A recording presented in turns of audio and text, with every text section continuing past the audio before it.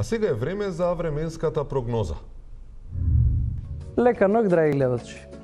Да проследиме временската прогноза.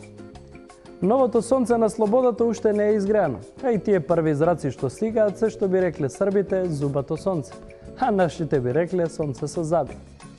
Времето во наредните денови ќе е променливо кој Ивица Боцевски, па најдобро е да облечете купачи, над нив една ролка и некоја зимска вентијага. После изгледа дека во харп системот почнаа на работа новите практиканти. Времето низ Македонија. Скопје. Живата на термометарот ќе се искачи до 30 степен во домовите на политичарите. Додека пак просечната температура во домовите на обичните граѓани ќе се движи околу 20 степен.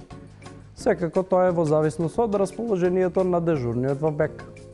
Најстудено денеска се очекува да биде во студентските домови со максимални 11 степени со вклучена греалка. Да погледнеме Битола. Градоначалникот би се сложил дека уште 3 месеци притвор би биле одлични за него за да седи дома на топло. Одиме во Гевгелија.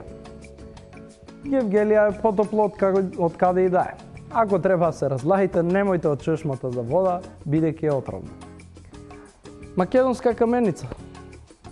Како што може да видите, ја немаме тука на овој телевизор, но не е битно бидејќи секако е камен ладно.